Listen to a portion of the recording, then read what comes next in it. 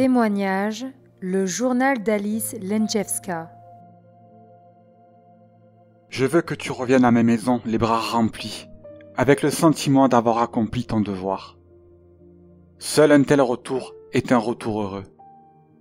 Alors tu t'assoiras avec moi à ma table, avec joie et sans honte, pour profiter de ce que je t'ai préparé. Est-ce que tu sais comment se sentent ceux qui viennent les mains vides et avec la conscience d'avoir gaspillé mes dons et leur chance? Cela ne vaut pas la peine. Ni au prix de ta paresse dans la sphère de ton action parmi les gens, ni au prix de ta paresse et de ta commodité spirituelle.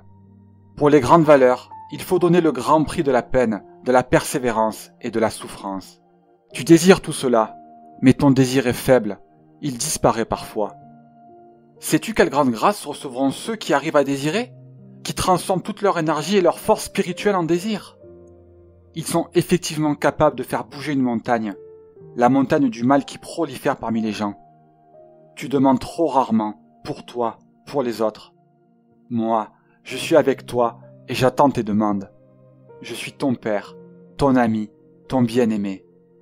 Aie le courage de venir avec chaque problème.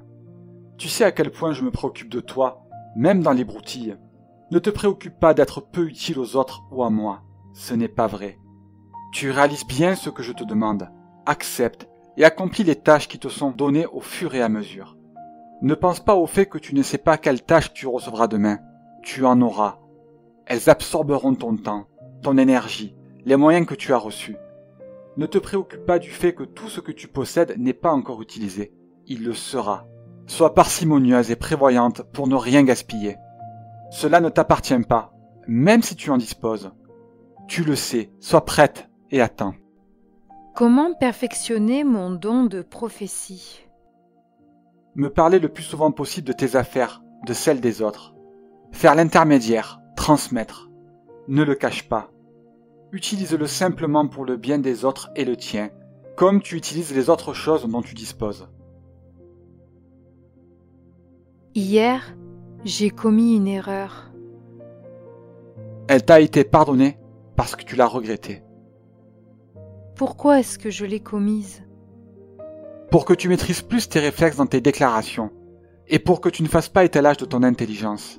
Il ne faut pas démontrer immédiatement aux autres tout ce que l'on sait ou ce que l'on arrive à faire.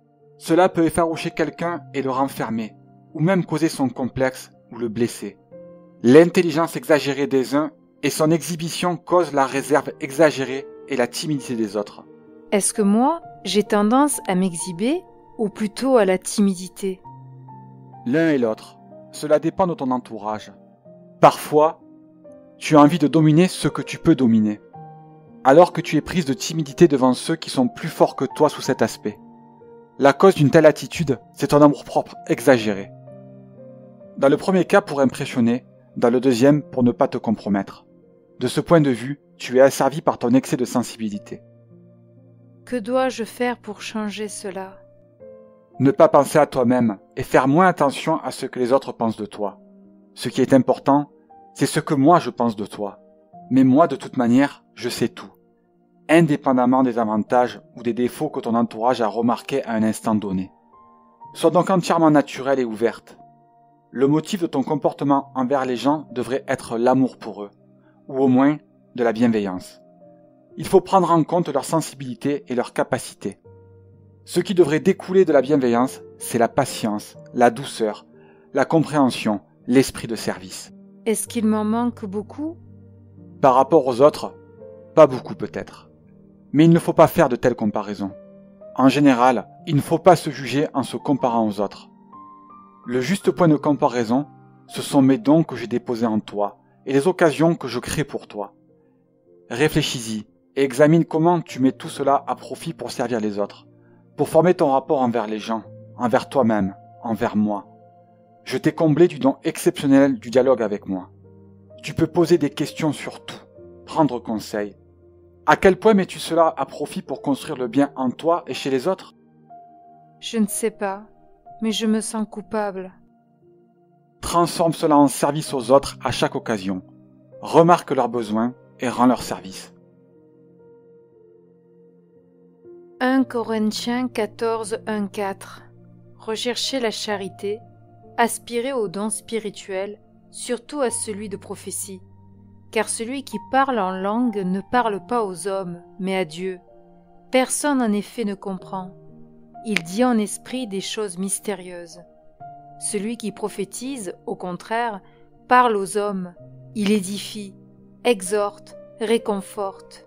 Celui qui parle en langue s'édifie lui-même, celui qui prophétise édifie l'assemblée. Le don que je dépose en toi doit être mis à profit pour le bien de mes enfants. Il te faut de la discipline dans le quotidien. Désormais, tu n'as plus de temps pour les bagatelles, pour une mauvaise organisation de ta journée. Tu n'as pas non plus le temps de prendre tes propres décisions, d'errer, de t'en aller et de revenir. Tout doit être subordonné au service pour lequel je t'appelle. Alors que j'ai 52 ans? Quelle importance cela peut avoir à mes yeux? Tu connais les événements de l'écriture et de ta vie, où j'ai appelé des vieux ou des petits-enfants à des tâches complètement irréelles d'un point de vue humain. Ne te préoccupe pas de la manière de l'accomplir. Concentre toute ta préoccupation sur le fait de désirer l'accomplir et sur ta confiance en mon aide réelle. Je donnerai les occasions, je donnerai les gens, je t'amènerai ceux qui en auront besoin.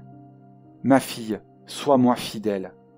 Tes demandes d'être utile ont été entendues et seront toujours entendues. Je te dirige également par l'intermédiaire de ton directeur spirituel. Remarque comment votre coopération et votre relation se développent. Comment d'autres personnes sont incluses pour coopérer et former un organisme commun. Je le fais lentement et avec délicatesse, parce que vous êtes des outils faibles et fragiles.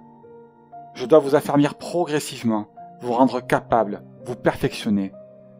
Beaucoup dépend de votre soumission à ma volonté et de votre ardeur.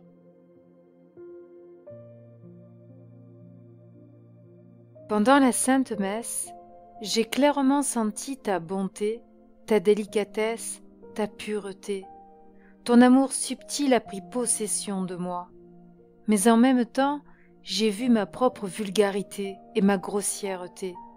Mon comportement envers toi a été si souvent grossier.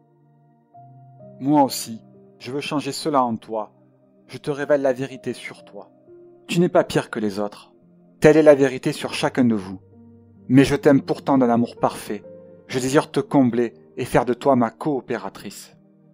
C'est extraordinaire, cette juxtaposition de ta grandeur, de ta sainteté, de ta perfection, avec ma petitesse et mon impureté. Absolument incompréhensible. Tu vois, comme je suis perfection, je désire ta faiblesse et ta petitesse, ainsi que ton abandon sans limite. Abandonne-toi à moi en tout. Seul, tu ne peux vraiment rien. Mais moi, je veux pour toi tout ce qu'il y a de mieux, et je peux te le donner, si tu veux. Si tu m'abandonnes entièrement ton sort. Tu désirais me connaître, j'accomplis ton désir. En me connaissant, tu fais en même temps connaissance de toi-même. La douleur que tu ressens à cette occasion est une douleur purificatrice, parce que tu connais la vérité. Tu souffres, et en même temps tu es heureuse, parce que mon amour te touche. Tu as fait connaissance du mystère de l'unité de la souffrance et du bonheur, de l'immersion en moi de tout ce qui, en toi, est petit et imparfait. Tu as fait connaissance de la source de sanctification de l'homme, de la sanctification par la souffrance, de la joie et de l'enivrement de souffrance en union avec moi. Je ne trouve rien à dire. Je n'ai pas de tels mots. Je peux uniquement demeurer en extase devant toi et pleurer pour ma misère et mon aveuglement passé. Mon Dieu!